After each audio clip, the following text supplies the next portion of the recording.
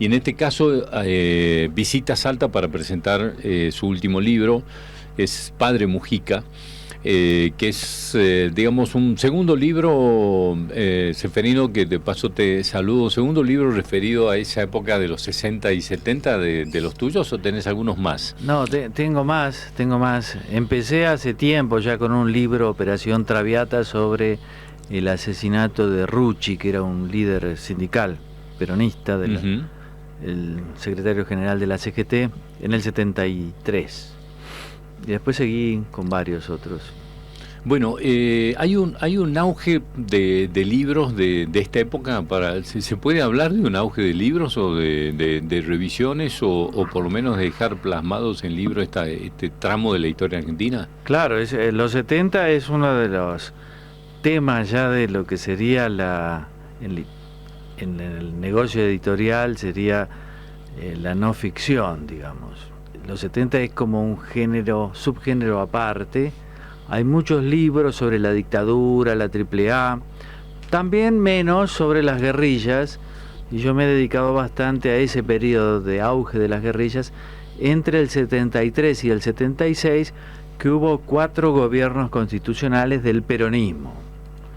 Al principio se habló mucho, los libros eran más sobre la dictadura a partir del 76, pero menos sobre las guerrillas. A mí me parece que todo forma parte de la década de los 70. Y este libro, Padre Mujica, también nos permite comprender los 60, que fueron clave en la violencia guerrillera de los 70 y en la contraviolencia, digamos, de la derecha, de los militares, de las dictaduras. Bueno, en este caso te enfocás en el Padre Mujica, que fue una figura central. Y la primera pregunta que te quiero hacer es ¿cuánto tuvo que ver en la formación de Montoneros el Padre Mujica y cuánto tuvo que ver o si no tuvo que ver? No, tuvo que ver mucho, como tantos otros curas progresistas.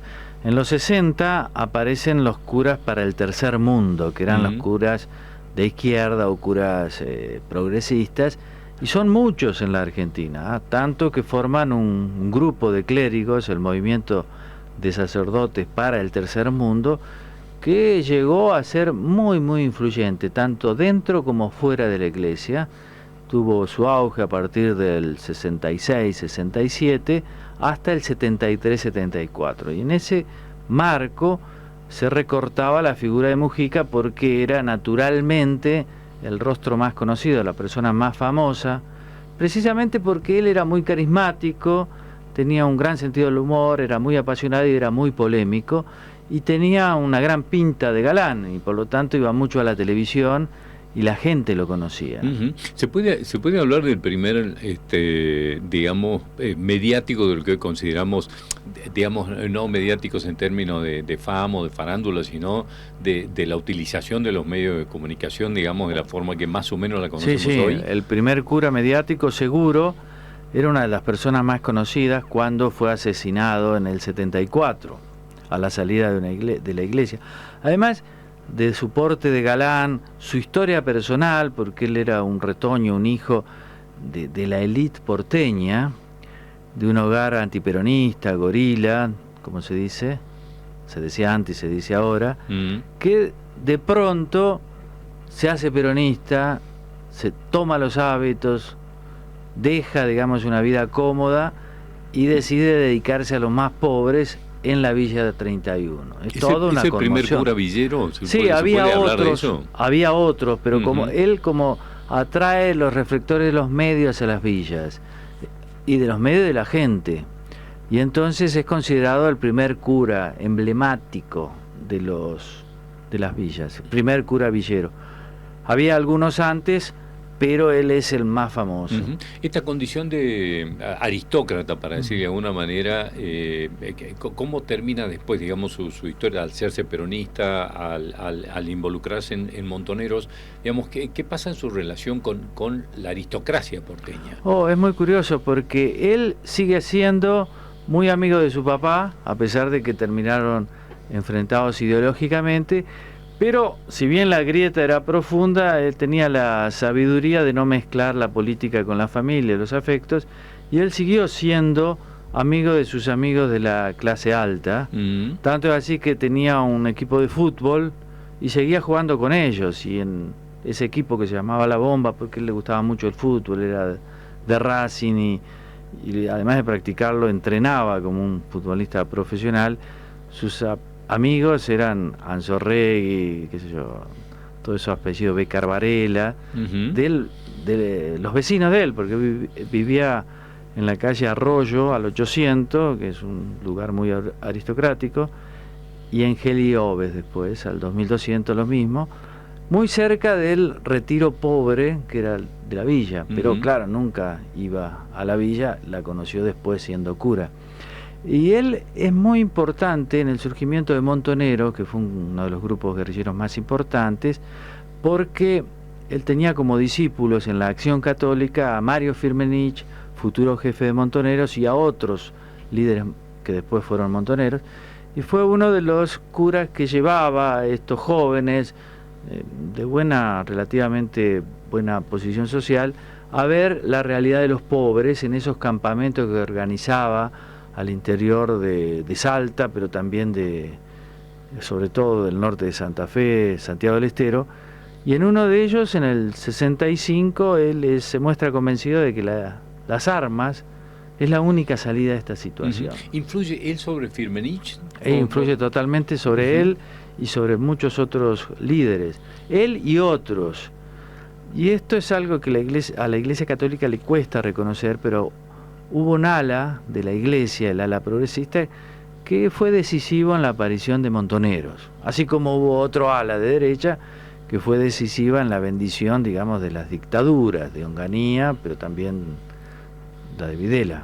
Él empieza siendo peronista y después, digamos, se hace montonero. No, él empieza siendo conservador. Sí. Conservador, después se hace peronista. Él fomenta la guerrilla, pero no se hace formalmente guerrillero, ni toma las armas, ni mucho menos, sino que después se va separando de las guerrillas, aunque las comprende y yo diría las justifica hasta el 73, como pasó con tantos otros curas, y con parte de la sociedad que dice, bueno, el peronismo está proscripto, hay dictadura militar, no hay otra salida que tomar las armas, pero eso hasta las elecciones del 73, donde el peronismo deja de ser proscripto y gana las elecciones y Perón vuelve. Hasta ese momento hay mucha gente que respalda a las guerrillas, que eso es también importante tenerlo en cuenta, porque los guerrilleros no fueron extraterrestres que surgieron así sin apoyo popular, no, tenían su apoyo, no todos, ni mucho menos, pero había gente que decía, bueno, está bien secuestrar a Aramburu. En el 70 marca el bautismo de fuego, digamos, el nacimiento de Montoneros. ¿Qué pasa en la relación? Y la gente, sí, hay gente que está de acuerdo con eso, y los sacerdotes progresistas del tercer mundo también lo avalan, incluso con un comunicado. ¿Qué pasa con la relación de Perón con los montoneros desde el inicio hasta el quiebre de las relaciones? Claro, al principio él lo fomenta, le da mucho aire, lo considera su juventud maravillosa, pero después en el 73, cuando gana las elecciones, él ahí comprende que estos muchachos, que habían sido sus muchachos, están decididos a seguir las armas, a seguir con las armas hasta tomar el gobierno e instaurar el socialismo o el comunismo, porque los guerrilleros ya habían hecho también una evolución del peronismo hacia el marxismo y ya no se iban a detener con Perón acá, con Perón en el gobierno, al contrario, ellos iban a seguir, y era la política que tenía Firmenich y demás. Perón estaba en contra, obviamente, se pelea con Montoneros y Mujica queda del lado de Perón, enfrentado a Firmenich, tan enfrentado que según él testimonia, y hay testimonios, le dice a varios, estoy muy condenado a muerte, y quienes me condenan son Firmenich y Quieto, que era otro jefe montonero. Poco después lo asesinan. ¿Qué relación tiene con el Che Guevara? Bueno, él era un admirador del Che Guevara, muy admirador. Y siente mucho su muerte, la admira todo a Camilo Torres, el cura colombiano, que también muere guerrillero, y al Che Guevara, por sobre todo, como toda esa generación, yo diría, ¿no? ¿Qué condiciones existían en el momento del asesinato del padre Mujica y, digamos, hacia dónde se centran las miradas de la responsabilidad de ese asesinato? Bueno, hacia Montoneros, porque él estaba muy peleado con Montoneros y había dicho a varios que lo estaba condenado a muerte por Montoneros. Tanto así que Jacobo Timerman, gran periodista, fundador y director de La Opinión, escribe en primera plana, a los 3-4 días del asesinato, o describe, mejor dicho, su último encuentro con Mujica, que además escribía también, era muy activo, ¿no? Y escribía en La Opinión, en otros medios. Lo había visto la semana anterior y le había dicho: estoy siendo condenado a muerte por Montonero, estoy muy peleado con Firmenich. Lo escribe valientemente. El juez que estuvo a cargo al principio de la instrucción de la causa lo llama a declarar. Timerman ratifica todo, pero después la justicia no investiga nada. Es decir, las primeras miradas fueron hacia Montonero. El nombre de la AAA, es decir, de la derecha peronista, recién aparece en el 84, con un testimonio que después se comprobó fue un impostor. Pero tengamos en cuenta que cuando a él lo asesinan, el 11 de mayo del 74, el presidente era Perón. Uh-huh. Después el juez Ollarvide, juez famoso en su momento, durante el kirchnerismo, va a editar muchos testimonios hasta que encuentra un testigo que se desdice de lo que había declarado durante 37 años y dice: no, lo mató la AAA. Y dictamina, sin ningún valor, porque ya estaban todos muertos, dictamina Ollarvide que había sido la AAA. Yo cuestiono bastante esa hipótesis, o esa tesis, digamos, ya de Ollarvide.